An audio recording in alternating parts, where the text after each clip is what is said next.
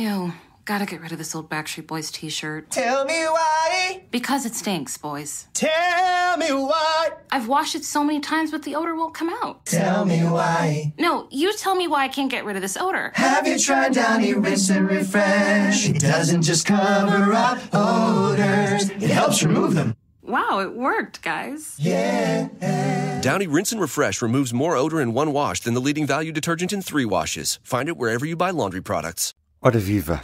No Ano Europeu do Transporte Ferroviário, quando a Comissão Europeia está a apostar no caminho de ferro como um instrumento decisivo no combate às alterações climáticas, quando, alinhado com Bruxelas, o governo português apresenta um PNI 2030, onde figuram vários projetos ferroviários, quando o governo lança também o debate em torno do Plano Ferroviário Nacional, quando, e agora voltando à Europa, renascem os comboios noturnos como formas económicas e sustentáveis de viajar, Portugal deixou morrer os comboios Sud Expresso e Lusitânia Expresso, Lisboa-Andai e Lisboa-Madrid, respectivamente. Tecnicamente estão suspensos devido à pandemia, a própria CP até os tem no horário, mas a Renfe e o próprio governo espanhol já disse que não tencionam voltar a pôr o Lusitânia nos carris. Portugal tem a presidência do Conselho da União Europeia e tem-se mostrado incapaz ao nível diplomático de negociar com Espanha um regresso aos comboios internacionais. Posto isto, o desafio foi simples: vamos fazer a viagem de Lisboa a Madrid da maneira possível, mudando 3 vezes de comboio, uma delas no entroncamento, outra em Badajoz e depois em Mérida. Um dia inteiro de viagem, portanto precisamos de muito tempo livre hoje em dia e não é de noite como se fazia antigamente, faz-se mesmo de dia. Portanto, literalmente pode ser um dia de trabalho perdido para quem quiser optar por este meio de transporte. O desafio está lançado. Neste episódio vamos falar com 2 pessoas. É um pouco mais extenso do que normal. Numa primeira parte em português, depois mais à frente teremos uma parte em espanhol. Espero que fiquem connosco e que seja interessante. Ora viva, sobre Carris hoje em viagem de novo entre Lisboa e Madrid. Não, o Lusitânia não voltou, não há um comboio noturno com ligação direta. Estamos a fazê-lo através de vários comboios que se ligam uns nos outros. Apesar disso, a viagem ainda é bastante longa. Saímos de Lisboa antes das 9 da manhã, vamos chegar a Madrid já depois das 8 da noite, hora local. Pelo caminho temos um comboio regional entre Lisboa e o entroncamento, mudamos para outro comboio regional numa ALAN entre o entroncamento e Badajoz. Em Badajoz entramos em Espanha com automotoras da Renfe, numa viagem que primeiro vai até Mérida e depois em Mérida apanhamos um comboio que de manhã saiu de Huelva às 11 da manhã e que chegará a Madrid já com os passageiros também vindos de Lisboa e que hoje confirmamos que somos os únicos a vir de Lisboa para Madrid, mas já com os passageiros vindos quer da Extremadura, quer de outras partes para Madrid, chegaremos lá às 8h10 da noite. Nesta viagem falámos com Manuela Cunha, dos Verdes, ela que foi uma das principais responsáveis pela reposição do serviço de passageiros na linha do Leste, e também com António Salas, ele que é da plataforma do Sudoeste Ibérico, uma plataforma de defesa do comboio nesta região sul de Portugal e de Espanha, no Alentejo, na Andaluzia e na Extremadura. Eu sou o Ruben Martins e comigo, como sempre, Carlos Cipriano e Diogo Ferreira Nunes, que me acompanham nesta viagem. Neste momento estamos no Alto Alentejo, entre Santa Eulália e Elvas. Estamos numa automotora ALAN, portanto é um veículo de uma só unidade. Houve ali um passageiro que dizia que isto parecia um autocarro sobre carris e este material, que por dentro até tem um ar relativamente moderno, não parece que é uma automotora que chegou a Portugal nos anos 50 do século passado. Veio da Holanda, foi material comprado pela CP à Holanda e que material desta série circulou em grande parte das linhas em Portugal, mas fez parte um bocadinho mais da geografia ferroviária, foi mais marcante na linha do Oeste e no ramal da Lausanne, e que no final dos anos 90 foi modernizado e depois foi transformado nestas automotoras, tanto que hoje tem uma cor verde e não o vermelho que tinham anteriormente e até o próprio azul que as caracterizava quando foram compradas. E, portanto, estamos a circular numa automotora que vem dos anos 50, mas que já foi remotorizada, já tem bogis novos, o interior é completamente diferente, portanto já pouco resta do material original, mas para todos os efeitos, estruturalmente, isto é um comboio dos anos 50 do século passado. E é nesta automotora que nós circulamos entre o entroncamento e Badajoz. A parte inicial da nossa viagem, entre Lisboa, Santa Apolónia e o entroncamento, foi feita também numa automotora com uma história parecida com esta. A UTE, Unidade Tripla Elétrica, em que nós viajamos, começou por ser uma automotora daquelas que as pessoas conhecem por terem circulado na linha de Sintra. E que também nos anos 90 foi modernizada, foi descascada, digamos, completamente do seu interior, foi dotada com ar-condicionado, com novos assentos, mudou-se também a cabine de condução, levou também bogis novos e, portanto, parece uma automotora moderna, mas na verdade é também dos anos 60 e 70 do século passado. Começamos por ouvir a Manuela Cunha, ela que faz parte da Comissão Nacional dos Verdes e que é um dos principais rostos pela linha do leste. Foi também ela que lutou para que voltasse a existir passageiros nesta ligação entre entroncamento e Badajoz. Para já, e como solução que estamos a reivindicar mais urgente, é no mínimo já outro horário, porque localmente não se pode ir e vir no mesmo dia. Alguém que vive em Elva, estuda em Porto Alegre, não pode serviço do comboio para ir e vir, ou o contrário. Por isso, o mais urgente era já assegurar, em termos de horários, um na ponta do dia mais cedo de manhã e um na ponta do dia mais cedo à tarde. Isto era o mais urgente, agora que já há maior disponibilidade de material circulante, com estas condições. É óbvio que depois a prioridade seguinte é a eletrificação da linha, não é? A eletrificação da linha para tornar mais viável com intercidades. E isto, o intercidades, a eletrificação da linha é uma questão fundamental para o seu aproveitamento depois de interligação com a nova linha Sines-Caia, com o ramal de Porto Alegre, que isso é um compromisso assumido com os verdes e que, normalmente, o estudo já está em andamento, dizem eles, a confirmar. Um ramal entre a atual estação de Porto Alegre e a cidade? Sim, a cidade, isto é 13, são 13, segundo a Refer, eu cá dizia que eram 8, 9, porquê? Porque nós não pedimos até à cidade, colocávamos a estação por facilidade, porque a cidade entra em monte, na zona industrial. Sendo que a zona industrial é hoje já com a cidade, é onde está o Politécnico, é onde estão não só todo um conjunto de indústrias, mas também de serviços, como o IFP, como restaurantes também, e também é o sítio onde diremos que é em plano, é planície. Quanto é que pode ser esse investimento? Segundo os cálculos do TÃO, esse investimento não iria a mais de 48 milhões, porque é muito fácil e seriam grande parte interfronteiriços cobertos por fundos comunitários. O que é que me parece? Eles dizem 13 km, quase em planície, e seguirmos a estrada que fizemos agora de carro, é mesmo ali do outro lado. Isto é atravessar a estrada e depois é a direito. Em termos de expropriações, parece-me que é mínimo, porque se o fizerem paralelo à estrada, de um lado ou do outro, deve ser uma questão mínima de facto de custos. Por isso esta ligação é fundamental, porquê? Porque a cidade em si tem ligação regular com esta parte de baixo, onde estão os hipermercados também, ia dizer isso, onde estão os grandes cadeias de hipermercados. Daí que as pessoas frequentam esta zona industrial, que não é já tão industrial como isso, não é? Regularmente por um conjunto de coisas. E há a ligação dos transportes municipais a esta zona.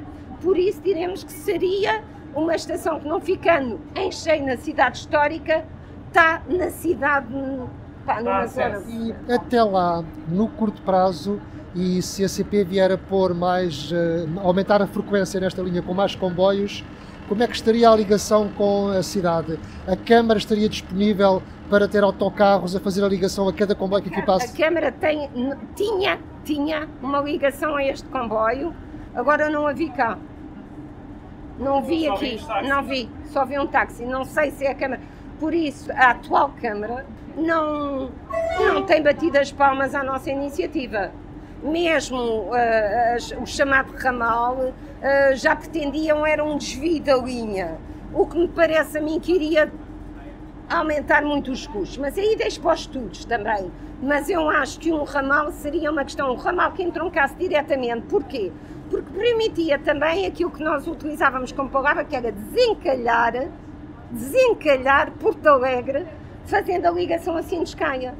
Isto permitiria uma perspectiva de atração de investimento para uma zona do interior, com uma ligação, e uma ligação ao Porto de Sines. O que a Câmara provavelmente está a defender é que, em vez de um ramal, seja feita uma variante. A Câmara não defende, olha, para um lado e para o outro. A Câmara não defende nada, porque a Câmara primeiro assim o ramal, coisa, depois vem com essa. A Câmara encalha porque encalha tudo, na minha opinião, vou ser muito direta. Isto é, não se esforça para puxar nada. Nós esforçamos para puxar a ferros estas coisas e tem avançado. Agora, para mim é assim, a solução do ramal era uma solução que existia no primeiro plano ferroviário de Mil, que era uma ligação, já não do ramal só até Porto Alegre, mas de uma ligação entre esta linha e a linha o ramal de Cáceres. E depois, por isso, nós só fomos aqui recuperar meia ligação de uma coisa que já tinha sido pensada e que nos parecia viável. E muito menos se compreende agora que não haja uma estação prevista, isto é, Sines-Caia não vai permitir a transição de passageiros. Permitirá de mercadorias, não permitirá. Esta é outra, entre aspas, guerra que os verdes estão a travar, que é, então faça-se um apiadeiro, já que fizeram esta encruzamento, ou cruzamento, não sei como é que lhe chamam, em bifurcação, fora, longe da estação, então tem que garantir que aí haja um apiadeiro para que passageiros, repare, é de Elvas, isto aqui há 3 hospitais, não é? Mas Porto Alegre, Elvas, são as 2 grandes valências hospitalares, mas muitas vezes os doentes, por razões óbvias, são enviadas para o Dévora. Não podem ir de comboio, quando poderiam, com esta nova ligação, poderiam fazer a viagem. Sim, mas se não houver aquele apiadeiro, não podem fazer a ligação entre linhas. E essa guerra, travam com quem essa guerra, mais concretamente? Vou dizer, com o Ministro, em reuniões privadas é colocado ao pormenor estas questões ao Ministro, ao Secretário de Estado e ao Presidente da CP. Também já foi colocada. E de onde é que acham que há maior sensibilidade para as vossas posições? Isto é assim, isto é colocado em privado e é colocado depois em público, em privado, e nós assumimos porque isto é, tentamos sensibilizá-los em privado, às vezes pedindo até reuniões específicas e depois ao confronto parlamentar. Falou que falam com o Governo e com a CP. Sim, sim. E com a IP? Com a IP, vamos lá ver, com a IP tem sido muito mau o diálogo em geral. A IP, aliás, o Sines-Caia é a prova. Nós fomos os autores, quase que negociámos que fosse revisto aquele desvio de Évora, porque não fazia sentido de facto aquele corte por 5 km, não é? Os estragos que aquilo fazia dentro da cidade de Évora, a perturbação que gerava dentro da cidade não se justificava e é uma solução impossível. E devo dizer que já tínhamos tudo negociado com o Guilherme de Oliveira Martins, não é? O antigo secretário de Estado. Exatamente, tudo confirmado e assegurado, e a IP, num debate da Assembleia Municipal em Évora, ainda dizia que não. E eu dizia, então, só se o senhor secretário de Estado, que ainda ontem me confirmou, não for pessoa de boa fé, e não acredito que ele não seja. E de facto... Está a dizer que a IP bateu com o pé ao Governo, foi isso? A IP impõe-se muitas vezes como Estado dentro do Estado. Eu vou-lhe dar um exemplo agora que não tem nada a ver aqui, mas vou-lhe dizer, no que foi aprovado na Assembleia da República agora em relação à linha do Douro, o nosso projeto de resolução é o único que integra também soluções para os ramais. Porque nós não concebemos uma linha como algo que não tenha afluentes, como nós dizemos, tem que ter afluentes, que são os ramais. E há 2 ramais fáceis de recuperar, que é o Corgo e o Tâmega. E ainda não foram todos transformados em qualquer Pronto, não, mas então, espera aí, fáceis de recuperar, porque o tabuleiro está intacto, porque etc. Fizemos tudo a pé, quando dizemos isto é com conhecimento de terreno. O que é que acontece? A IP está à pressa com as câmaras de lá a forçar a ecopista. E nós, quando falamos agora de recuperar, é até Vila Real. Até Vila Real. Porque Vila Real para cima já se instalaram ecopistas. Mas Vila Real tem 4.000 e tal alunos na universidade. Só alunos? Só alunos. Para a população. É a cidade do norte do Douro, que mais tem crescido em população. Por isso, faz toda a razão fazer aqueles 30 e tal quilómetros até à Régua, que são do ponto de vista turístico, nem digo, nem conto, uma beleza, não é? Mas que, agora a solução que avançam já, que vem na conversa da metodologia do plano ferroviário, não é da apresentação do plano, que não há plano nenhum ainda, da metodologia, não é? Era uma ligação moderna, entre aspas, que eles dizem com Porto, Vila Real, Bragança. Agora, conhecem a orografia do terreno? Conhecem os viadutos que há lá para fazer estas ligações por estradas? Sabem o que isso custa e as obras? Conhecem o custo do túnel do Marão? É que estamos a falar, atravessar o Marão, atravessar o Alvão e rasgar isso tudo ao passar por viadutos. Eu não digo que não seja, mas digo assim, um custo e um prazo de tempo de construção faraónico também. Faraónico. Conclusão, até lá há soluções imediatas que não são soluções do século XXI, dizem eles. Olha, a solução do século XXI é que andar de caminhoneta. A caminhoneta que faz esse percurso quase cai em ravinas. Façam um percurso de caminhoneta e vão ver o susto que apanham na vossa vida. Enquanto eu nunca me assustei na linha do Corpo. É uma parte para dizer o quê? Que a IP está a forçar a construção da ecovia de Vila Real para baixo. Portanto, está a forçar. É uma força de bloqueio. Está claro. E nós defendemos que a IP seja reintegrada na CP como um todo, tal como a EMF foi. Isto é, empresa única. Sensibilidade da parte do Ministro das Infraestruturas, sem dúvida, para as questões ferroviárias. Achamos que ele está relativamente bem assessorado para compreender os mecanismos. Da CP, do Presidente da CP, também encontramos a maior compreensão. Agora, temos outras preocupações em relação a esta linha e vou-vos dizer qual é. Aqui nós também reivindicámos outras coisas que já apresentámos no anterior mandato, que era o Intercidades, mesmo com diesel. Isto é, uma ligação intercidades era importante, e era importante com o material agora existente, isto é, e era importante, e fizemos uma lista de rotas turísticas. Há aqui eventos muito importantes turísticos, um é em Elvas, que é o São Mateus, e esta gente toda vai para o São Mateus aqui da região. O São Mateus merecia um comboio regional adaptado ao horário, até para o pessoal poder beber e regressar a casa. É um evento religioso, mas tem festa, também se bebe e come bem, e por isso para o pessoal regressar depois do evento em segurança à casa, não é? Mas não só, há o Festival do Crato, que já teve direito a comboios especiais e com grande sucesso, não é? Houve vários comboios especiais para o Festival do Crato, mas há outras festas da região que de facto é de relembrar que Elvas é património da humanidade. E nós sugeríamos a criação de uma rota turística que era a Rota das Linhas de Elvas, das linhas muralhas, não é? Linhas amuralhadas de Elvas, que é uma rota que podia ter tanto sucesso no património como tem as cerejas ou a amendoeira ou as rotas, exatamente. E que seria outra utilização desta linha complementar. Para isso é óbvio que era preciso mais material circulante, mas agora, de facto, com o trabalho de recuperação que se está a fazer de material circulante, ele não pode ficar só ali no Voga e no Voguinha. Na sua opinião, quantos comboios por dia, em cada sentido, seria a oferta ideal para esta linha entre Entroncamento e Elvas? No mínimo 4, 2 em cada sentido. Porquê? Um cedo de manhã e mais tarde ao fim da tarde. Isto é, para assegurar horários que correspondessem.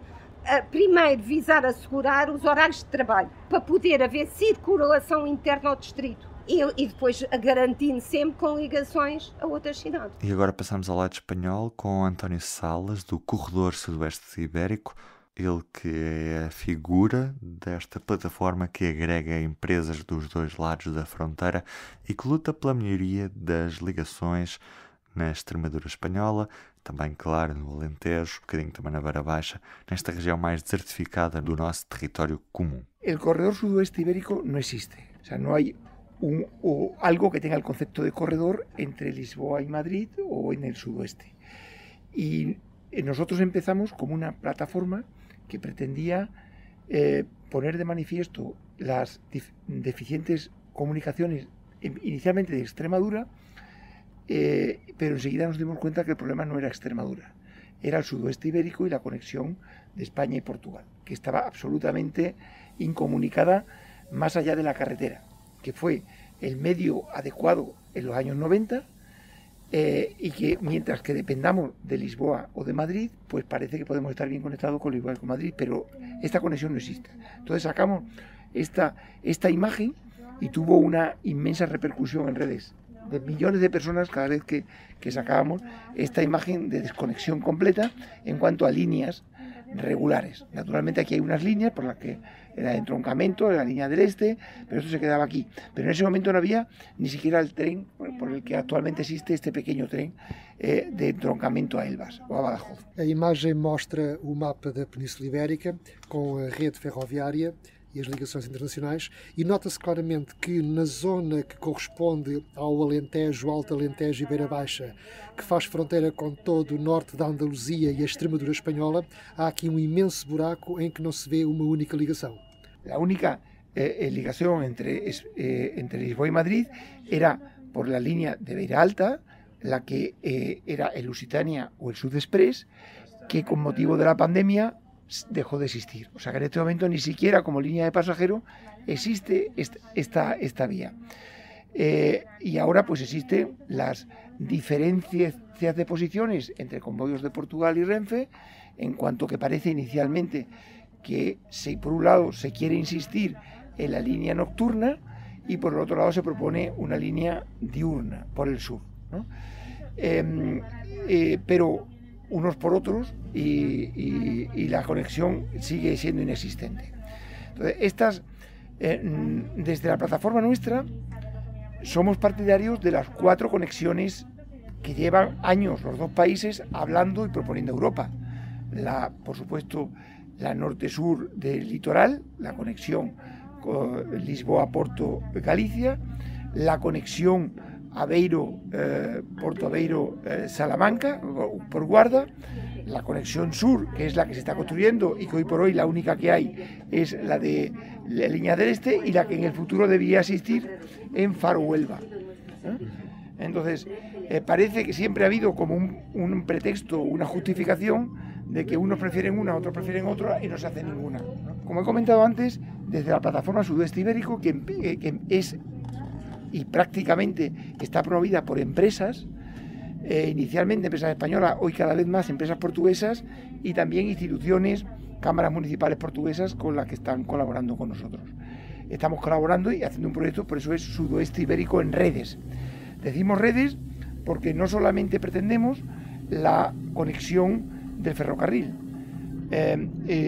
pretendemos también que por carreteras, en el que parece que en algunos casos, como la conexión Castelo Branco, Plasencia o Coria, pues hay ya una buena voluntad y hay otras más en las que consideramos que son importantes conectarse e ir cosiendo, pero también redes digitales donde en todo el territorio, no solo transfronterizo, sino de todo el corredor sudeste ibérico, hay una gran desconexión digital y hay una gran desconexión, y hay conexiones en redes también energéticas que hay que incentivar, porque en el sudoeste hay un futuro espectacular energético, y redes hídricas, donde ahí sí que hay una auténtica desconexión entre España y Portugal, cuando es la red más natural de los dos ríos Tajo y Guadiana. Sobre la red ferroviaria, ¿cuándo está previsto que llegue la alta velocidad de Madrid hasta Badajoz?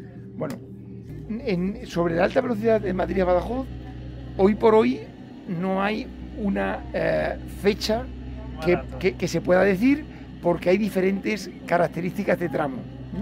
Tenemos entre Madrid y Badajoz básicamente 3 situaciones muy distintas.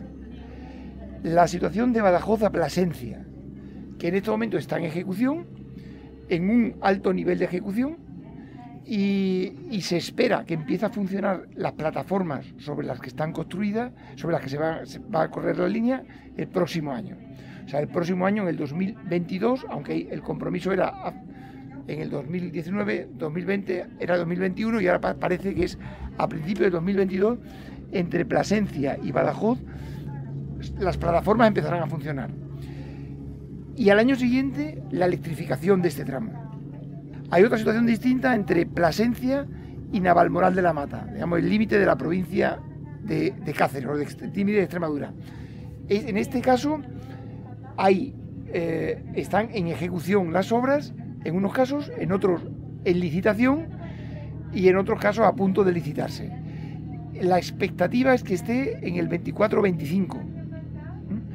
Y el tramo donde no hay en este momento ni una declaración de impacto ambiental es la zona de Toledo, estos últimos tramos, en el que salió a información pública a final del año pasado y principio de este año, está en fase de alegaciones, nosotros presentamos una serie de alegaciones y creemos que tal y como está planteado no puede estar ni en el 30 y por eso si atienden las alegaciones nuestro objetivo es que esté en el 28, el 28 podría ser, esas son nuestras posturas que llamamos... Es decir, que hasta el 28 no habrá trenes de alta velocidad entre Madrid y Badajoz.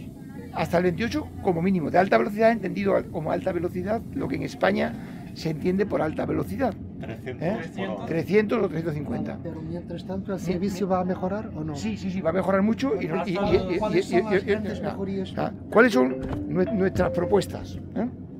Nuestras propuestas que se basan no en fantasías, sino en realidades contrastables de lo que estamos poniendo.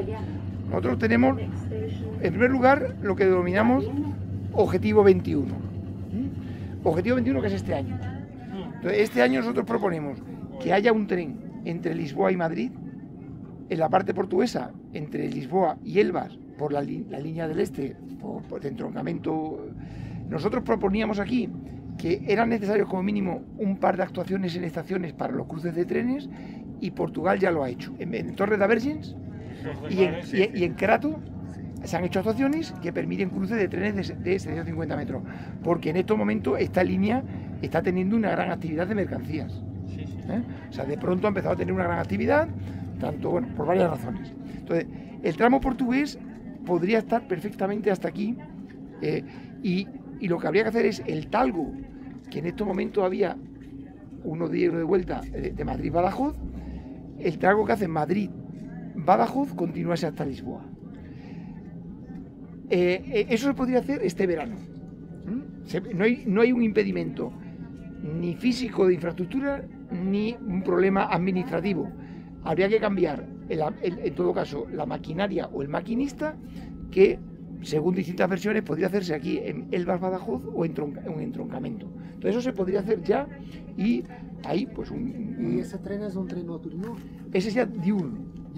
Diurno. ¿De cuántas horas? Bueno, ese podría ser de unas 8 horas. O sea, este sería el timing en el que saldría. Nós estamos a ver uma espécie de planificação horária daquilo que poderia ser uma viagem entre a estação de Madrid-Chamartín y Lisboa-Santa Apolónia. Bueno, pues esta es nuestra propuesta, que está en disposición de Comboios de Portugal.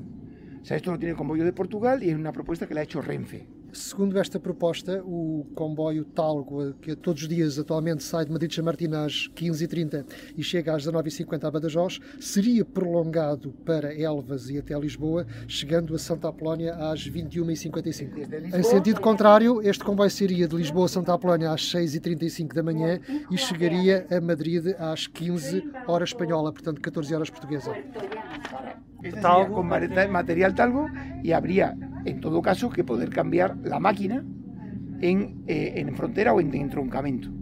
¿Y esta propuesta la habéis hecho ya al gobierno portugués o a ferrocarriles portugueses? Esta propuesta está, entendemos, según la noticia que tenemos, que se ha hablado a nivel de secretarios de Estado, pero nos consta que está en manos de Comboios de Portugal y de Renfe en conversaciones. Claro, esto tiene un coste muy bajo y nosotros proponemos que esto se haga empiece o bien este verano o bien el 3 de septiembre. Pero el tren que viene de Madrid es diésel hasta Badajoz, sí, claro. Ahora mismo llega hasta Badajoz y vuelves. Es diésel todo, ¿no? Es diésel, sí, ahora mismo es diésel. Se viene de Madrid incluso, Sí. no cambia nunca ni en Talavera ni nada. No, cambia locomotora. no hay que cambiar de locomotora y no hay que cambiar, o sea, este es diésel. Podría ser una alternativa de hidrógeno mixto o mixto Pero o sea, por ahora no no, hay. bueno, Por ahora- vamos a presentar con Talgo ahora uno, pero bueno, pero sí puede presentarse si sería un híbrido diésel eléctrico. Eso sí es posible, el híbrido sí existe. Pero ministro Ábalos sabe de esto. Hombre, claro que lo sabe. Sí, claro que lo sabe. Porque lo grande problema ahora es que los gobiernos no se entienden. No se entiende. No se entiende. Entonces, esta propuesta que nosotros decimos que tiene que empezar este año, puede empezar este año, podría empezar con 3 mejoras importantes en España. Una primera es que las plataformas entre Plasencia y Badajoz entren en funcionamiento. Hoy por hoy, a final de año, podrían entrar perfectamente en funcionamiento las plataformas entre Plasencia y Mérida. Y entre Mérida y Badajoz no hacen falta porque si veis aquí, este tramo es moderno. Pero cuando dices que las plataformas entran en funcionamiento, ¿eso qué significa? Las vías, las nuevas... O sea, Sí, que los trenes pueden empezar a circular. pueden Es empezar a eso. circular por las nuevas plataformas construidas ahora que todavía no están electrificadas.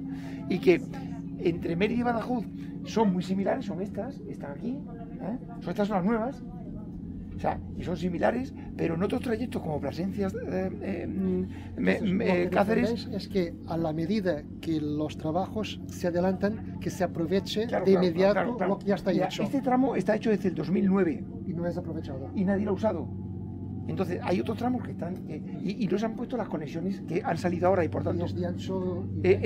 son de ancho polivalente que pueden ser ibéricos y Pero o sea, ahora mismo, ahora pues, mismo son ibéricos. O sea, es todo ibérico, esto va a sin estar, problema. va a estar hecho ibérico. ¿Por qué no es utilizado? ¿Qué Bueno, explicación pues, tiene RF para que no lo utilice? pues O- según dice, bueno, este tramo ahora ha salido el concurso para que conecte con esta vía, pero en este tramo de Mérida a Badajoz es innecesario porque esta vía está muy bien.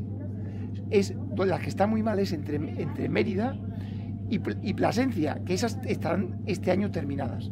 Entonces, Pero ¿qué explicación tiene el gobierno para que Bueno, esta línea que está a nuestro lado no la utilice? a veces porque le falta no sé qué pequeña conexión. Son pormenores. Son menores. Pero entre Plasencia y Mérida podría estar perfectamente este año. Entonces, nosotros proponemos esto que entrase en funcionamiento cuando se pueda, a los 2 o 3 meses, que a mediados de este año está previsto que entre en funcionamiento en este tramo de Plasencia a Madrid un sistema de seguridad automático que ahora mismo es de bloqueo telefónico. Y proponemos también como mejora, que es muy barata y muy sencilla, que haya una conexión digital de 4G en todo el trayecto. Os governos de Portugal e de Espanha não se entendem para repor o comboio noturno Lusitano Expresso entre Lisboa e Madrid, sabendo que este assunto já foi discutido a mais alto nível do que propriamente só entre a CP e a REV. Se, ao nível dos dois governos, não se entendem para repor um comboio, o que é que o leva a crer, a acreditar que vão aceitar esta proposta de fazer um talgo diurno entre Madrid e Lisboa? Básicamente, voluntad política para ponerse de acuerdo en este y en muchos otros temas, porque no es un tema único. E aqui neste momento da entrevista chegou o revisor que nos pede os bilhetes e nos explica que para Madrid temos de mudar de novo de comboio na estação de Mérida. A sorte é que é pouco tempo e o comboio também acaba por chegar numa plataforma adjacente, portanto o transbordo não é assim tão complicado. Entonces, voluntad política, voluntad política de es de lo que sentarse. estamos hablando, Sí. pero si no hay voluntad política para una cosa, ¿por qué crees que habrá voluntad política para otra? Si no Bueno, hay para vamos a ver, otra, si no se ponen de acuerdo en Alqueva los dos gobiernos para que las normas de navegación sean las mismas en una orilla que en otra, ¿y cuál es el problema? Ninguno. Es voluntad de ponerse de acuerdo, en este y en muchos otros temas. Entonces, hay declaraciones muy pomposas, muy rimbombantes, muchas declaraciones en cada cumbre ibérica, que después no sirve para nada. En el 2009 se decidió que se iban a hacer 2 centros de investigación ibéricos, el de nanotecnología de Braga y uno de energías renovables en Badajoz. Se hizo el de la nanotecnología de Braga, está funcionando, y el de aquí no se ha hecho y nadie ha preguntado por qué. Nadie. O sea, estas son declaraciones unas tras otras, que si seguimos las cumbres vemos que en todas se hacen. En este caso había una esperanza, en la última, en la que salió la estrategia transfronteriza de desarrollo, en la que esperemos que haya cosas, ¿no? Pero la verdad es que cosas como esta te hacen ver de que no hay voluntad o los tiempos. Ahora se puede alegar la pandemia, pero no es cuando no es la pandemia es otra cosa. O sea, hay muchas razones. Aparte de este horario, ¿habéis hecho algún estudio de mercado para comprobar que esto es rentable? Primero, hemos pedido que el estudio de mercado lo haga Comboios de Portugal y lo haga Renfe. Son ellos, ¿no?, quien tienen que hacerlo. En segundo lugar, no es posible hacer un estudio de mercado de algo que no existe. Cuando hay una demanda, podemos verificar lo que se puede hacer un crecimiento. Esta demanda no existe. O sea, ¿cómo podemos hacer un estudio de mercado cuando en Portugal, pues por ejemplo, vamos a poner un ejemplo muy significativo, evolución del turismo en España o en Portugal, ¿no? Prepandemia. Prepandemia. Bueno, pues la evolución del turismo o del aeropuerto de Portela, de Humberto Delgado, nadie pudo hacer una previsión de cómo iba a crecer eso. La realidad es que el vuelo Lisboa-Madrid es el mayor número de pasajeros del aeropuerto de Barajas, por encima del de Londres. O sea, 1,5 millones de personas. En Lisboa es lo mismo. En segundo lugar, el aeropuerto de Lisboa, no hace falta demostrar mucho que ya hubiese quedado colapsado si no hubiese habido la pandemia. Esperemos que en 2 o 3 años se recupere el ritmo. Y en tercer lugar, la política europea está ya, y Portugal también lo ha asumido, de que vuelos de menos de 600 kilómetros van a estar penalizados. Pero Antonio, ¿es posible convertir la demanda de avión en los trenes o añadimos demanda? En este momento ese cálculo no se puede hacer, pero lo que estamos proponiendo es un tren al día, frente a 20 aviones. Estamos hablando de ir poco a poco, o sea, que la propia puesta en uso del tren esté visibilizando la demanda. En todas partes ha habido un corrimiento, pero claro, en este momento estamos hablando de un tren de 8 horas. No podemos estar siendo una alternativa. Puede tener un público distinto. Pero esto es experimental. Bueno, nosotros pensamos que es experimental porque enseguida va a haber demanda, pero es que además, desde este año pasado, es cuando ha empezado realmente, pero el año pasado, se ha liberalizado el transporte de pasajeros. Entonces, es importante empezar a visibilizar una demanda que no existe, para que en el año 24, cuando ya exista la conexión del sur, pues realmente la demanda ya latente se puedan hacer estudios más serios.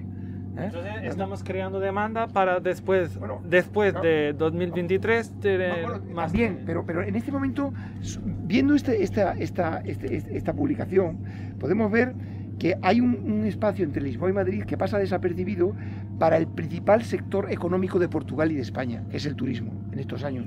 Cuando además el territorio intermedio, que Alentejo y Extremadura, son mínimos en el sector turístico. O sea, Extremadura, que es un 8%, pues apenas tiene el 1% del sector más importante de España, y Alentejo, que es el 30% del país, apenas tiene un 3% del turismo. Dices que de momento y sin invertir en infraestructura, de verdad, se puede hacer este tren que tardará ¿cuántas horas? 8 horas. ¿8? Sí. Dices que es posible conectar Lisboa a Madrid en 8 horas.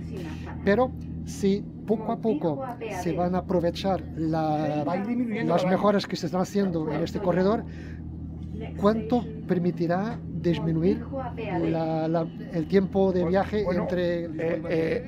Al final podemos llegar a 5 horas por este recorrido.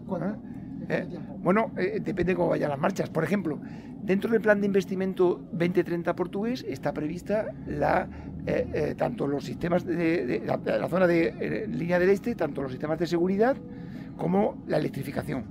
Conforme aquí también vayan poniéndose electrificación y vayamos entrando en trenes híbridos, nosotros por eso vamos proponiendo aquí una serie de propuestas. Esta es del 21, en el 23 y en el 25 la electrificación, y proponemos en el 28, sabiendo en los dos recorridos, en este de aquí por el Puerto Llano, que esta línea también estará electrificada, muy probablemente en el 23 entera, mejorada y electrificada, y aquí se coge la línea de AVE, la línea con un intercambiador aquí en Puerto Llano. Y por esta otra línea, que el tramo más, como hemos comentado, más incierto es Talavera-Madrid, que va por Toledo. Pero nuestra propuesta, y Adif está también en ello, es que Talavera-Madrid esté electrificado pronto y duplicada vía en gran parte de ella. Entonces, aunque no haya un tren de alta velocidad por Toledo, sí que este tramo puede estar muy mejorado. De la misma manera que este tramo de Portugal, de Évora a Lisboa, ya han salido algunas obras de aquí de duplicación de vía, están ahora en licitación. O sea, esto va a ser mejorado. ¿Cuál es el problema en Portugal? Pues el punto más débil que hay en Portugal, la ubicación definitiva del aeropuerto. O sea, la decisión más complicada en Portugal es por dónde va a ir el nuevo puente. Si el nuevo aeropuerto fuese el de Alcochete, sería la gran solución de todo Portugal, porque ahí en Alcochete podría terminar la línea del norte, la de Porto. En Alcochete iría esta y podría ir una del sur, del Faro. Entonces sería Alcochete el gran hub de comunicación, y de Alcochete al centro de Portugal. Pero ¿dónde estará? Montijo, Alcochete, Ota. Yo Alcochete. Yo creo que es la solución definitiva. O sea, Portugal, y en concreto, y sobre todo Lisboa, bueno, por todo Portugal, como un día haya un accidente del cual nadie está exento, en accidente en aeropuerto, puede parar el aeropuerto de Humberto Delgado. Y eso puede ser el gran problema de Portugal. De nuevo recupera el ritmo económico, turístico y económico Portugal.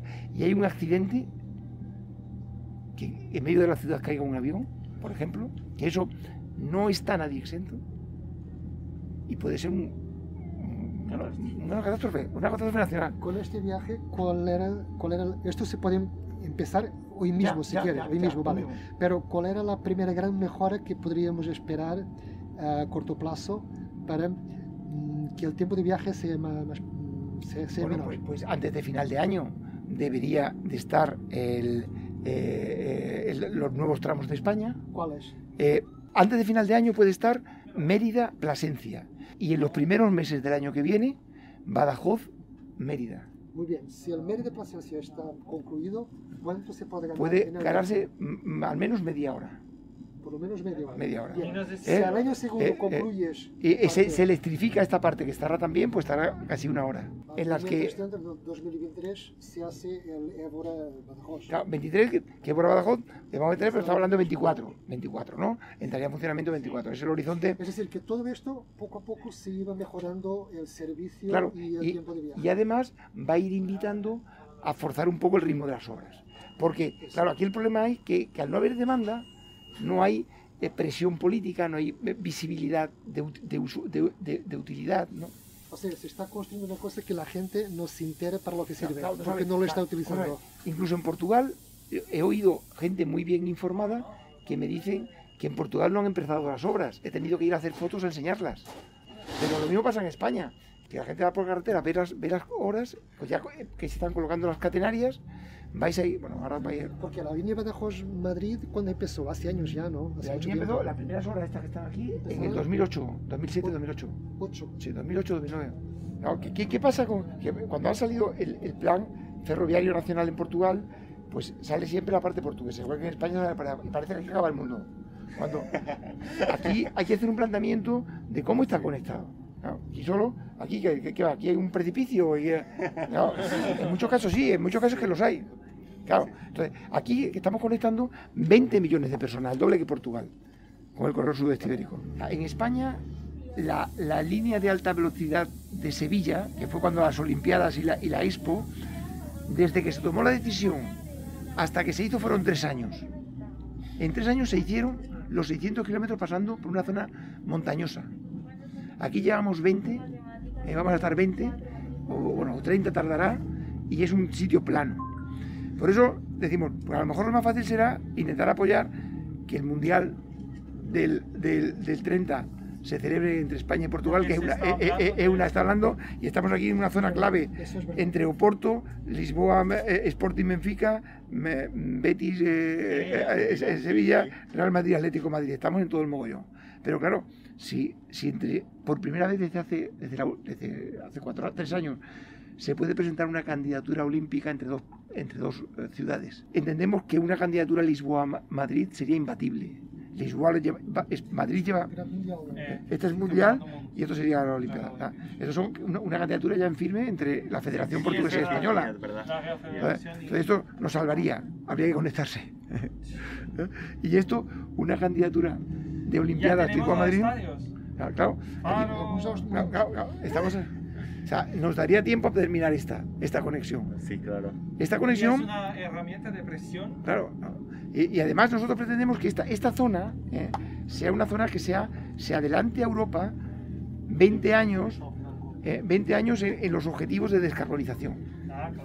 O sea, si los objetivos en Europa son que en el 50 y las leyes climáticas puedan haber un balance cero de CO2, nosotros proponemos que aquí, mediante la movilidad eléctrica completamente, tanto la movilidad de trenes como la movilidad de cercanías con el coche eléctrico, con la descarbonización y después la capacidad que tiene esta zona de absorción de CO2, porque la absorción de CO2, además de ser la masa forestal, es sobre todo los regadíos. El maíz es el mayor absorbedor de CO2 y los regadíos que hay aquí de Extremadura y los de Alqueva podrían captar un CO2 impresionante y hacerla, incluyendo Lisboa y Madrid, generar un proyecto piloto de descarbonización en Europa. António, gracias. Muchas gracias. São quase 5 da tarde, estamos há 6 horas em viagem sobre Carris e estamos a chegar a Plasência.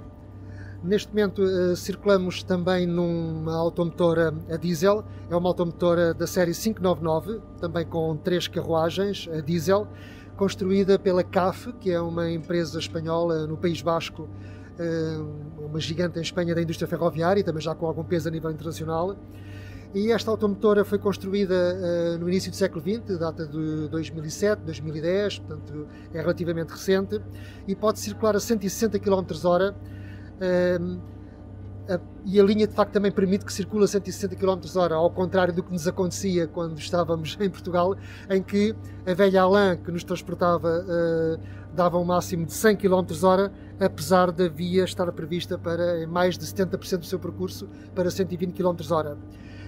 Este comboio espanhol é bastante confortável, vai razoavelmente cheio, também é sexta-feira, tem espaço para bicicletas, tem uma zona com máquinas de vending, mas que não estão a funcionar, e também nem tudo é perfeito. Por exemplo, uma das casas de banho não tem água, a outra casa de banho não tem o secador das mãos a funcionar, mas de resto tem um ar bastante moderno. Outro pormenor importante e muito interessante é que a configuração dos assentos também é diferente, porque não há assentos uns em frente aos outros, ou seja, são assentos individuais, cada um com uma mesa, o assento é reclinável, há espaço também para colocar uma água, o telemóvel e afins, e também há espaço para pendurarmos um casaco ou outra peça de roupa que achemos pertinente. E assim chegamos a Madrid. Fica o convite já agora para ler a reportagem especial com esta viagem na edição deste domingo da Notícias Magazine, que vem com o DN e com o JN. Eu sou o Ruben Martins, comigo, como sempre, Carlos Cipriano e Diogo Ferreira Nunes. Subscreva Sobre Carris e ouça sempre primeiro os novos episódios. Um abraço.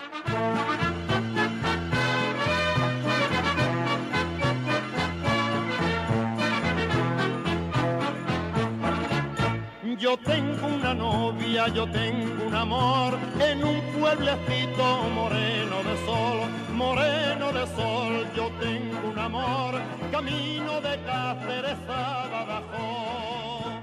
O público fica no ouvido.